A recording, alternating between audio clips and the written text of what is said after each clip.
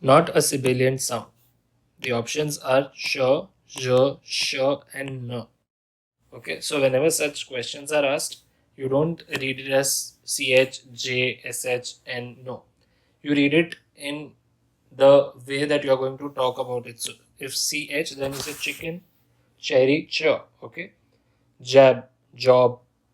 Okay, and then sh would be say sh. So all these words are, all these letters, all these sounds, you need to speak it out and see to understand the question better. Now, when we talk of sounds, there are a couple of classifications. We will talk about based on the tissue contact. So you have bilabial, where both the lips touch at the time of talking. So there is p, b, m. Okay. Then there is labiodental, where lip and teeth come in contact. F, v. Then linguodental, where tongue and teeth come in contact, like th. Then next is linguoalveolar, where the tongue comes in contact with the anterior part of the palate, like t, d, s, in some cases l. Then sibilant sound, which are s sounds basically, and sibilant sounds can also have a lot of varieties among them. So we will talk about these. Firstly, S itself is a sibilant sound. S, H, C, H.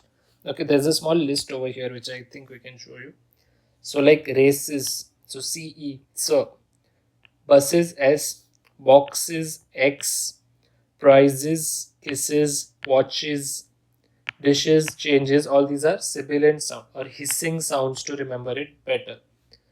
Then other sounds, linguo, palatal sounds. Lingopalatal sounds like y, sh. Then velar sounds, which are dependent on the posterior part of the palate and which are mostly affected in obturator patients. So k, g. These are the various sounds. Now, if you look at the question, ch and sh are definitely a sibilant sound. J is also a type of a sibilant sound in some cases, but n is definitely not. N is more of a alveolar nasal sound. Okay, so the best answer here should be alveolar nasal sound. N is not a sibilant sound. Now, talking of sibilant sound, something that is very important for us to correlate here is the Silverman's closest speaking space.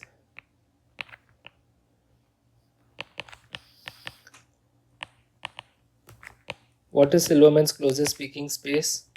It is important in complete denture fabrication to ask the patient to say words with S like 66, 77, Mississippi, Saraswati, however you like it.